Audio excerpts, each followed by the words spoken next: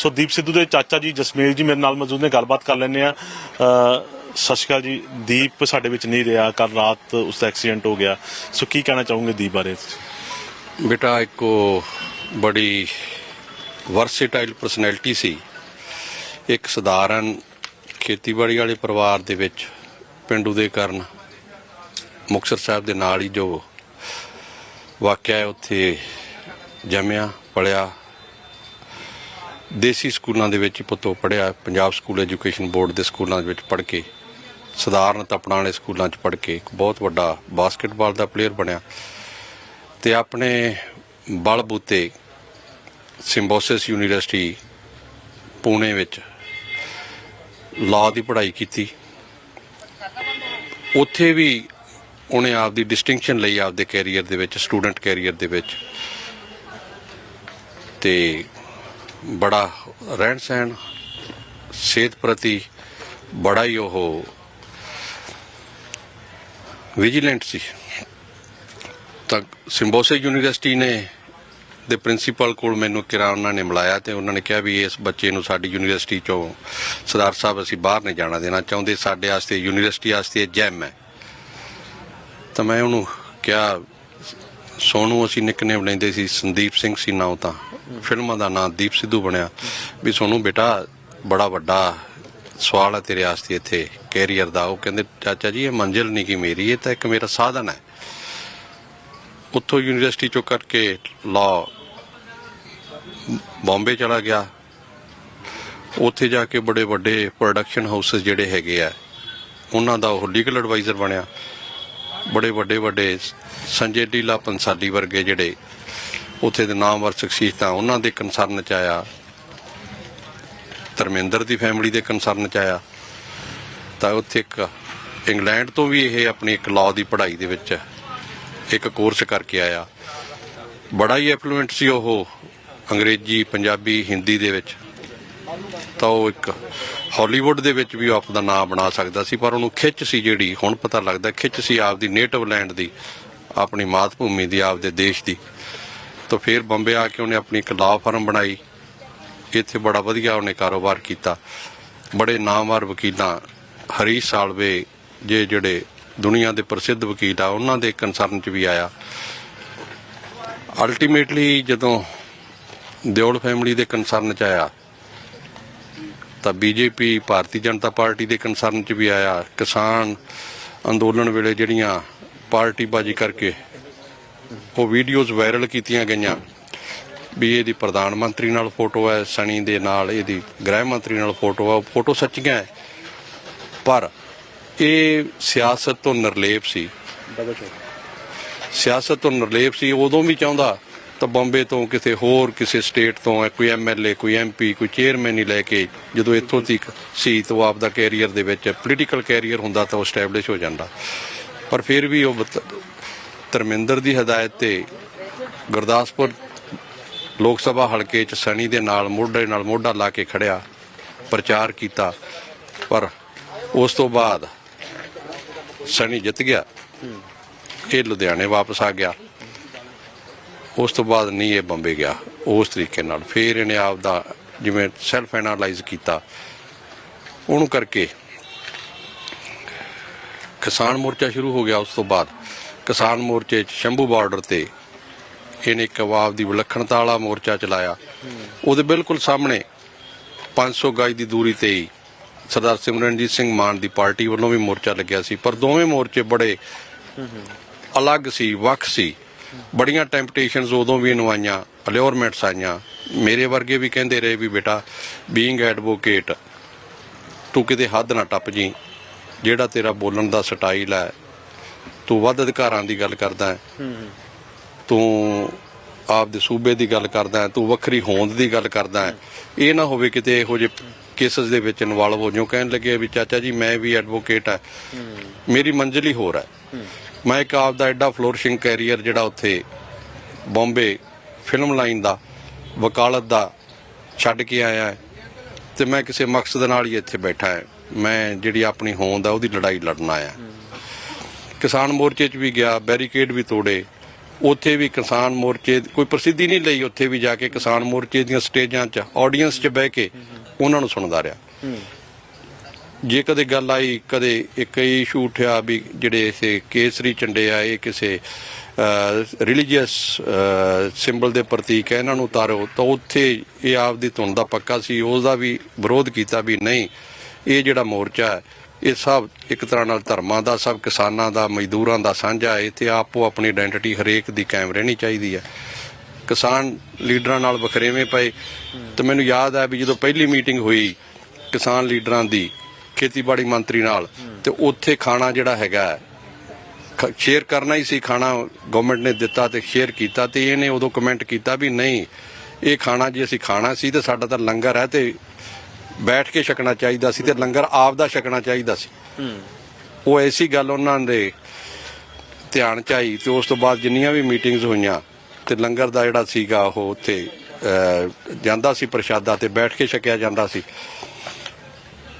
26 ਜਨਵਰੀ ਆ ਗਈ।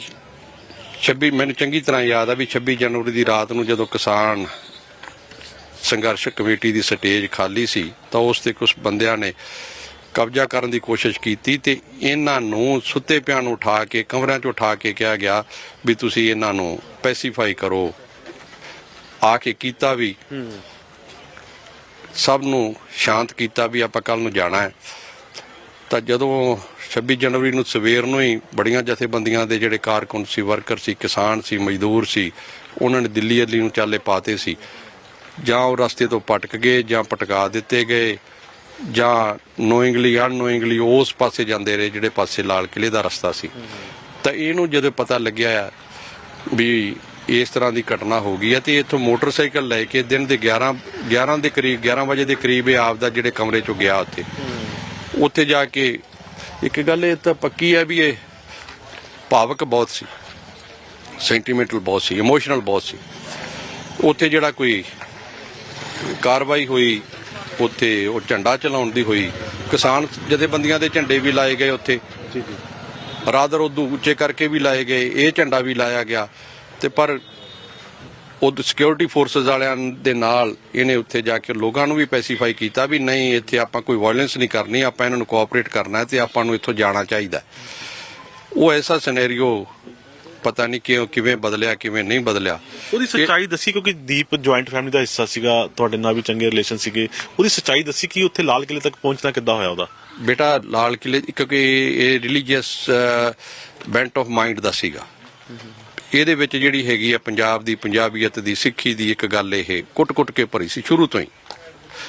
ਇਹ DNA ਹੈ ਇਹ ਇਸ ਫੈਮਿਲੀ ਦਾ, ਜੇ ਮੈਂ ਕਹਾਂ ਸਾਰੀ ਫੈਮਿਲੀ ਦਾ ਹੀ, ਵੀ ਨਹੀਂ ਲੋਕਾਂ ਵਾਸਤੇ ਲੜਨਾ, ਲੋਕਾਂ ਵਾਸਤੇ ਕਰਨਾ ਹੈ। ਨਹੀਂ, ਕੋਈ ਇੰਟੈਂਸ਼ਨਲ ਨਹੀਂ ਸੀ, ਕੋਈ ਮੋਟੀਵੇਟਡ ਨਹੀਂ ਸੀ। ਮੈਂ ਇੱਕੋ ਹੀ ਗੱਲ ਜਿਵੇਂ ਸ਼ੁਰੂ 'ਚ ਕੀਤੀ ਹੈ ਵੀ ਜੇ ਇਹਨੂੰ ਇਹੀ ਗੱਲ ਹੁੰਦੀ ਵੀ ਜਿਹੜਾ ਕਿਸਾਨ ਯੂਨੀਅਨ ਦੇ ਕੁਝ ਲੀਡਰਾਂ ਨੇ ਕੁਝ ਗਦਾਰੀ ਦਾ ਖਿਤਾਬ ਦਿੱਤਾ, ਬਹੁਤ ਕੁਝ ਬੋਲਿਆ, ਜੇਲ੍ਹ 'ਚ ਵੀ ਗਿਆ, ਉੱਥੇ ਜੇਲ੍ਹ 'ਚ ਵੀ ਇੱਕ ਜਨਰਲ ਵਾਰਡ 'ਚ ਨਹੀਂ ਰੱਖਿਆ ਗਿਆ, ਇਹਨੂੰ ਇੱਕ ਕੋਠੜੀ 'ਚ ਰੱਖਿਆ ਗਿਆ, ਇਹਨੂੰ ਤੰਗ ਵੀ ਕੀਤਾ ਗਿਆ, ਬਾਹਰ ਆਉਣ ਤੇ ਵੀ ਇਹਨੂੰ ਕਿੱਥੋਂ ਤੱਕ ਬਦਨਾਮ ਕੀਤਾ ਗਿਆ। ਮੈਂ ਹੈਰਾਨ ਆ, ਮੈਂ ਪੁੱਛਦਾ ਇਹਨਾਂ ਸਾਰਿਆਂ ਨੂੰ, ਅੱਜ ਅਸੀਂ ਸਾਰਾ ਪਰਿਵਾਰ ਹੀ ਪੁੱਛਦੇ ਆ, ਸਾਡਾ ਸਾਰਾ ਨਗਰ ਉਹਦੇ ਕਾਰਨ ਪੁੱਛਦਾ, ਰਿਸ਼ਤੇਦਾਰ ਪੁੱਛਦੇ ਆ, ਉਹਦੇ ਜਾਣਨ ਵਾਲੇ, ਉਸ ਦੀ ਸੋਚ ਵਾਲੇ ਪੁੱਛਦੇ ਆ ਵੀ ਜੇ ਇਹਦੀ ਕੋਈ ਬੀਜੇਪੀ ਨਾਲ ਅਲਾਇੰਸ ਸੀ, ਕੋਈ ਬੀਜੇ ਨਾਲ ਸਾਂਠ-ਗਾਂਠ ਸੀ, ਤਾਂ ਫਿਰ ਇਹ ਹੁਣ ਜਿਵੇਂ ਬੜੇ ਵੱਡੇ ਚਿਹਰੇ ਸਿੱਖਾਂ ਦੇ ਬੀਜੇਪੀ 'ਚ ਜਾ ਰਹੇ ਆ, ਕੋਈ ਹੋਰ ਸਿਆਸੀ ਪਾਰਟੀਆਂ ਦੇ ਲੋਕ ਜਾ ਰਹੇ ਆ, ਇਹਦੇ ਵਾਸਤੇ ਤਾਂ ਜਾਣਾ ਹੀ ਬੜਾ ਆਸਾਨ ਸੀ। ਇਹਨੂੰ ਪਤਾ ਨਹੀਂ ਕਿਉਂ ਨਹੀਂ ਬਿਲੀਵ ਕਰਦੇ ਸੀ, ਇਹਨੂੰ ਹਿੱਟ ਕਰਦੇ ਸੀ ਵੀ ਇਹ ਦੋ ਗੱਲਾਂ ਸੀ ਇਹਦੇ ਵਿੱਚ ਜਿਹੜੀ ਗੱਲੋਂ ਇਹਨੂੰ ਹਿੱਟ ਕੀਤਾ ਜਾ ਰਿਹਾ ਸੀ। ਇੱਕ ਤਾਂ ਇਹ ਬੋਲਡ ਸੀ, ਇੱਕ ਇੰਟੈਲੀਜੈਂਟ ਸੀ। ਵਿਰਲੇ ਇਨਸਾਨ ਆ ਜਿਹੜੇ ਬੋਲਡ ਵੀ ਹੁੰਦੇ ਆ ਤੇ ਇੰਟੈਲੀਜੈਂਟ ਵੀ ਹੁੰਦੇ ਆ। ਤੇ ਇਹਦੇ ਕੋਲੇ ਨਾਲ ਕਾਨੂੰਨ ਦੀ ਜਾਣਕਾਰੀ ਵੀ ਸੀ, ਪੋਲੀਟੀਕਲ ਜਾਣਕਾਰੀ ਵੀ ਸੀ, ਸਮਾਜ ਦੀ ਜਾਣਕਾਰੀ ਸੀ, ਖੇਤੀਬਾੜੀ ਦੀ ਜਾਣਕਾਰੀ ਸੀ, ਆਮ ਲੋਕਾਂ ਦੀ ਜਾਣਕਾਰੀ ਸੀ। ਇਹ ਉਹ ਤੋਂ ਤਰਹਿੰਦੇ ਸੀ, ਉਹ ਤੋਂ ਡਰਦੇ ਸੀ। ਇਹਨਾਂ ਨੇ ਬਦਨਾਮ ਕੀਤਾ, ਉਹਨੇ ਕਰ ਵਿਖਾਇਆ, ਕਿਸੇ ਪਾਰਟੀ 'ਚ ਨਹੀਂ ਗਿਆ। ਅਕਾਲੀ ਦਲ ਵੱਲੋਂ ਵੀ ਅਲਿਓਰਮੈਂਟਸ ਹੋਈਆਂ, ਨਹੀਂ ਗਿਆ, ਦੂਸਰੀਆਂ ਪਾਰਟੀਆਂ ਦੀਆਂ ਵੀ ਹੋਈਆਂ, ਨਹੀਂ ਗਿਆ। ਤਾਂ ਇਹ ਹੁਣ ਵੀ ਜਿਹੜਾ ਚਰਚਾ ਕਰਦਾ ਸੀ, ਦੀਪ ਘਰੇ ਆ ਕੇ ਕਰਦਾ ਸੀ ਇਸ ਗੱਲਾਂ ਨੂੰ ਆ ਕੇ ਕਿ ਉਹ ਵਗੈਰਾ ਹੈਗੀਆਂ। ਬੇਟਾ ਉਹ ਜਿਹੜਾ ਸੀ ਨਾ, ਜਿਵੇਂ ਮੈਂ ਤੁਹਾਨੂੰ ਗੱਲ ਕੀਤੀ ਹੈ ਵੀ ਸੈਲਫ ਮੇਡ ਮੈਨ ਸੀ। ਉਹ ਲੋਕਾਂ ਨਾਲ, ਸਾਡੇ ਨਾਲ ਜਾਂ ਹੋਰਾਂ ਨਾਲ, ਸਾਰਿਆਂ ਨਾਲ ਗੱਲਾਂ ਕਰਦਾ ਸੀ, ਪਰ ਉਹ ਆਪ ਦੀ ਧੁਨ ਦਾ ਜ਼ਰੂਰ ਪੱਕਾ ਸੀ।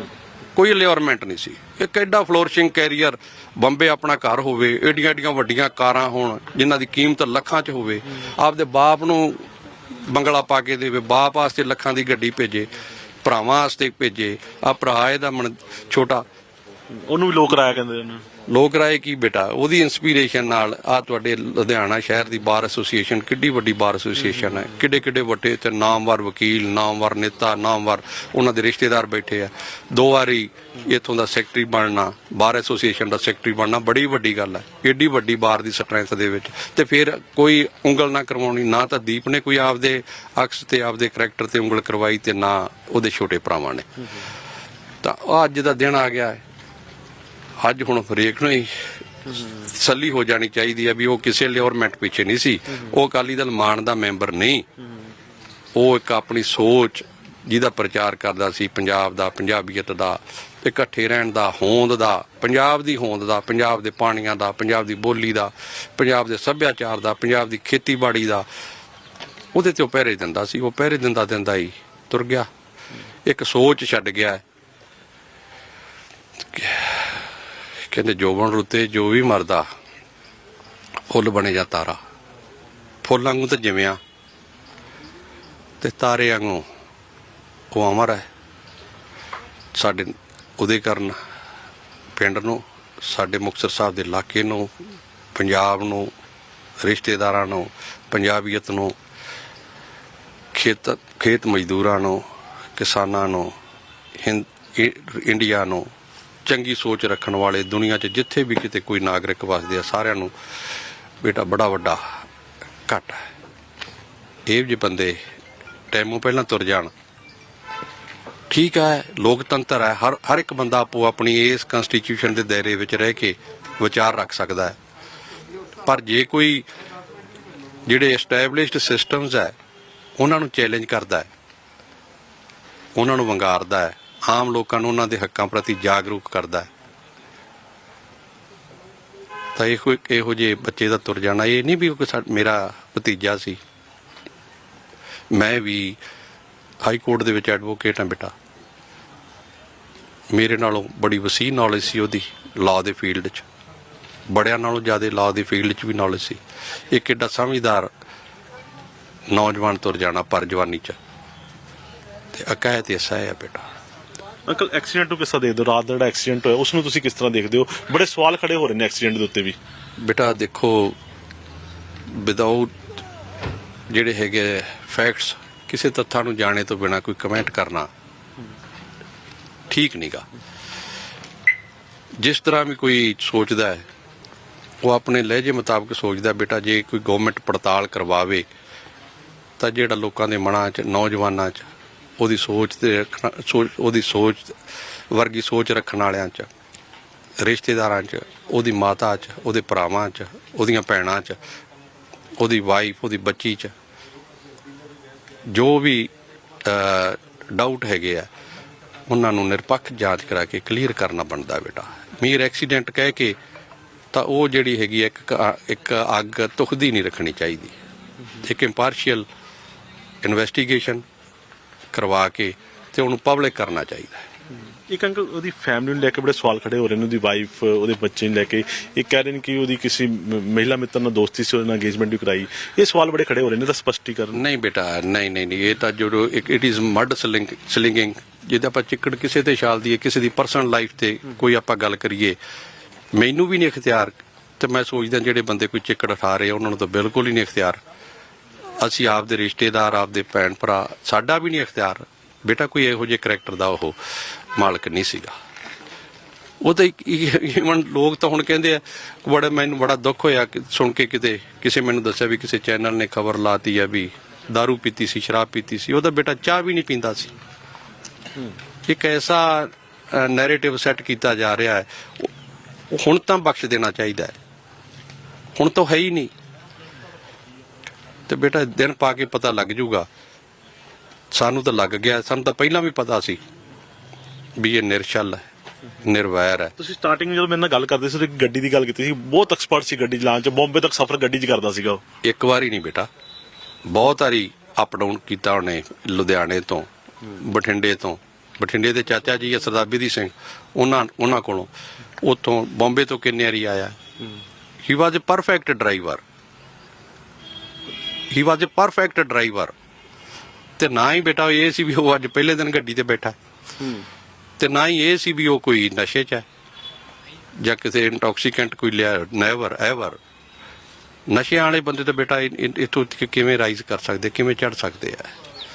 ਐਡੀ ਸਪਸ਼ਟ ਸੋਚ, ਇੱਕ ਸਿਸਟਮ ਤੇ ਬੇਟਾ ਸਵਾਲੀਆ ਚਿੰਨ੍ਹ ਹੈ ਵੀ ਜੇ ਇਹ ਐਕਸੀਡੈਂਟ ਹੈ ਤਾਂ ਉਹਨੂੰ ਨਿਰਪੱਖ ਇਨਵੈਸਟੀਗੇਸ਼ਨ ਕਰਾ ਕੇ, ਪੜਤਾਲ ਕਰਾ ਕੇ ਦੱਸਿਆ ਜਾਵੇ ਕੀ ਹੈ। ਤੇ ਨਹੀਂ ਬੇਟਾ, ਸਾਡੇ ਮਨਾਂ 'ਚ ਉਹਦੀ ਸੋਚ ਰੱਖਣ ਵਾਲੇ ਹੋਰ ਸੈਂਕੜੇ ਲੱਖਾਂ ਹੀ ਇਨਸਾਨਾਂ 'ਚ ਇਹ ਬਣੀ ਰਹੂਗੀ ਵੀ ਜੋ ਕੁਝ ਹੋਇਆ ਹੈ ਠੀਕ ਨਹੀਂ ਹੋਇਆ। ਸੰਸਕਾਰ ਫਿਰ ਇੱਥੇ ਕੀਤਾ ਜਾ ਰਿਹਾ ਲੁਧਿਆਣੇ 'ਚ ਜੀ? ਬੇਟਾ ਹਾਂ, ਲੁਧਿਆਣੇ 'ਚ ਹੀ ਇੱਥੇ ਆ ਗਿਆ। ਉਹਦੇ ਤਾਇਆ ਜੀ ਦਾ ਲੜਕਾ, ਉਹਦਾ ਬ੍ਰਦਰ ਛੋਟਾ ਜਿਹੜਾ ਸੈਕਟਰੀ ਹੈ, ਮੇਰੀ ਹੁਣੇ ਹੀ ਗੱਲ ਹੋ ਕੇ ਹਟੀ ਹੈ ਬੇਟਾ, ਉਹ ਰਾਜਪੁਰੇ ਕ੍ਰਾਸ ਕਰ ਗਏ ਹੈ। 5 ਵਜੇ ਕਹਿੰਦੇ ਕਮਿਊਨੀਕੇਸ਼ਨ 1.5 ਘੰਟਾ ਲੱਗ ਜਾਣਾ ਬੇਟਾ, ਹੋਈ ਨਹੀਂ। ਇੱਕ ਬੇਟਾ ਸੋਚ ਤੁਰ ਗਈ। ਕੋਈ ਉਹਦੇ ਨਾਲ ਸਹਿਮਤ ਹੋਵੇ ਨਾ ਹੋਵੇ, ਪਰ ਇੱਕ ਵੱਖਰੀ ਸੋਚ ਸੀ। ਬੜੇ ਚਿਰ ਤੋਂ ਬਾਅਦ ਇੱਕ ਨਿਡਰ ਤੇ ਇੰਟੈਲੀਜੈਂਟ ਨੌਜਵਾਨ, ਕਾਨੂੰਨ ਦਾ ਜਾਣਕਾਰ, ਭਰਿਆ ਪੀਤਾ ਹੀ ਤੁਰ ਗਿਆ। ਸੋ ਇਹ ਸਨ ਉਹਨਾਂ ਦੇ ਚਾਚਾ ਜੀ, ਗੱਲਬਾਤ ਕਰ ਰਹੇ ਸੀਗੇ। ਸੋ ਦੱਸੀ ਸਾਰੀ ਜਾਣਕਾਰੀ ਕਿਸ ਤਰ੍ਹਾਂ ਦੀਪ ਦਾ ਬਿਹੇਵੀਅਰ ਸੀਗਾ। ਜਸਮੇਰ ਜੀ ਹੈਗੇ ਨੇ, ਇਹ ਦੀਪ ਦੇ ਚਾਚਾ ਜੀ ਨੇ। ਦੱਸ ਦਈਏ ਕਿ ਦੀਪ ਸਿੱਧੂ ਦਾ ਨਾਮ ਸੰਦੀਪ ਸੀਗਾ। ਸੰਦੀਪ ਤੋਂ ਸੋਨੂ ਤੋਂ ਬਾਅਦ ਜਦੋਂ ਫਿਲਮਾਂ ਦੇ ਵਿੱਚ ਗਿਆ ਤਾਂ ਦੀਪ ਨਾਮ ਬਣ ਗਿਆ। ਦੀਪ ਦੀ ਉਮਰ ਜਿਹੜੀ ਆ ਉਹ ਦੱਸਿਆ ਜਾ ਰਿਹਾ ਕਿ 1978 ਦੇ ਵਿੱਚ ਕਰੀਬ ਉਹਨਾਂ ਦਾ ਜਨਮ ਜਿਹੜਾ ਵਾ ਹੋਇਆ ਸੀਗਾ। ਉਹਦੇ ਕਾਰਨ ਜਿਹੜਾ ਕਿ ਮੁਕਤਸਰ ਦੇ ਕੋਲ ਪਿੰਡ ਹੈਗਾ, ਉੱਥੇ ਉਹਨਾਂ ਦਾ ਜਨਮ ਹੋਇਆ ਸੀਗਾ। 3 ਭਰਾ ਨੇ। ਸੰਦੀਪ ਆ, ਜਿਵੇਂ ਦੱਸਿਆ ਕਿ ਦੀਪ ਦਾ ਨਾਮ ਸੰਦੀਪ ਸੀਗਾ, ਦੀਪ ਸਿੱਧੂ ਕਿਹਾ ਜਾਂਦਾ ਸੀ। ਇੱਕ ਭਰਾ ਕੈਨੇਡਾ ਦੇ ਵਿੱਚ ਰਹਿੰਦਾ ਜਿਸ ਦਾ ਨਾਮ ਨਵਦੀਪ ਆ, ਇਹ ਸੈਕਿੰਡ ਨੰਬਰ ਤੇ। ਤੀਸਰਾ ਨਾਮ ਮਨਦੀਪ ਸਿੰਘ, ਜਿਹੜੇ ਕਿ ਲੁਧਿਆਣਾ ਦੇ ਵਿੱਚ ਰਹਿੰਦੇ ਨੇ, ਲੋ ਕਰਦੇ ਨੇ। ਮਾਤਾ ਜੀ ਉਹਨਾਂ ਦੀ ਹੈਗੇ ਨੇ ਸੁਰਿੰਦਰ ਕੌਰ। ਸੋ ਉਹਨਾਂ ਦੇ ਜਿਹੜੇ ਪਿਤਾ ਜੀ ਜਿਨ੍ਹਾਂ ਦੀ ਡੈਥ ਹੋ ਗਈ ਸੀ, ਸੁਰਜੀਤ ਸਿੱਧੂ, ਇਹ ਐਡਵੋਕੇਟ ਸੀਗੇ ਵੀ। ਇਹਨਾਂ ਦੀ ਡੈਥ 2014 ਦੇ ਵਿੱਚ ਉਹਨਾਂ ਦੀ ਡੈਥ ਹੋ ਗਈ ਸੀਗੀ। ਸੋ ਦੀਪ ਸਿੱਧੂ ਜਿਵੇਂ ਦੱਸ ਰਹੇ ਕਿ ਪ੍ਰਸਿੱਧ ਪੰਜਾਬੀ ਐਕਟਰ ਸੀਗਾ। ਕਿਸਾਨ ਅੰਦੋਲਨ ਦੇ ਵਿੱਚ ਚਰਚਾ 'ਚ ਆਇਆ। ਚਾਚਾ ਜੀ ਨੇ ਸਵਾਲ ਵੀ ਖੜੇ ਕੀਤੇ ਸੀ ਕਿ ਕਿਸਾਨ ਅੰਦੋਲਨ 'ਚ ਵੀ ਦੀਪ ਸਿੱਧੂ ਨੂੰ ਬਦਨਾਮ ਕੀਤਾ ਗਿਆ, ਤਾਂ ਉਸ ਤੋਂ ਬਾਅਦ ਵੀ ਉਹਨੂੰ ਲਗਾਤਾਰ ਜਦੋਂ ਜੇਲ੍ਹ 'ਚੋਂ ਬਾਹਰ ਆਇਆ ਉਸਨੂੰ ਬਦਨਾਮ ਕਰਨ ਦੀਆਂ ਕੋਸ਼ਿਸ਼ਾਂ ਕੀਤੀਆਂ ਗਈਆਂ। ਸੋ ਐਕਸੀਡੈਂਟ ਹੋਇਆ ਵਾ, ਜਾਂਚ ਦੀ ਜਿਹੜਾ ਪਰਿਵਾਰ ਮੰਗ ਕਰ ਰਿਹਾ ਕਿ ਜਾਂਚ ਜਿਹੜੀ ਸਪਸ਼ਟ ਕੀਤੀ ਜਾਵੇ, ਕਿਉਂਕਿ ਵੱਡਾ ਚਿਹਰਾ ਸੀ ਦੀਪ ਸਿੱਧੂ ਦਾ। ਐਕਸੀਡੈਂਟ ਕਿੱਦਾਂ ਹੋਇਆ? ਐਕਸਪਰਟ ਡਰਾਈਵਰ ਸੀਗਾ। ਕਹਿ ਰਹੇ ਸੀ ਕਿ ਬੰਬੇ ਦਾ ਸਫ਼ਰ ਕਈ ਵਾਰ ਆਪਣੀ ਗੱਡੀ 'ਚ ਕਰ ਚੁੱਕਾ ਸੀਗਾ, ਕਈ ਦਿਨ ਰਾਤ ਕਰਕੇ ਗੱਡੀ ਚਲਾਉਂਦਾ ਸੀਗਾ। ਪਰ ਇਹ ਐਕਸੀਡੈਂਟ ਇੱਕ ਕਿਸ ਤਰ੍ਹਾਂ ਹੋਇਆ, ਇਸ ਤੇ ਸਵਾਲ ਚੱਕੇ ਨੇ। ਉਹਨਾਂ ਨੇ ਕਿਹਾ ਕਿ ਇਸ ਦੀ ਜਾਂਚ ਜਿਹੜੀ ਆ ਉਹ ਕੀਤੀ ਜਾਣੀ ਜਿਹੜੀ ਚਾਹੀਦੀ ਆ, ਸਪਸ਼ਟ ਜਿਹੜਾ ਵਾ ਕੀਤਾ ਜਾ ਸਕੇ। ਕੈਮਰਾਮੈਨ ਰਕੇਸ਼ ਦੇ ਨਾਲ ਨਰਿੰਦਰ ਮਹਿੰਦੂ, ਜਗਬਾਣੀ ਟੀਵੀ ਲੁਧਿਆਣਾ।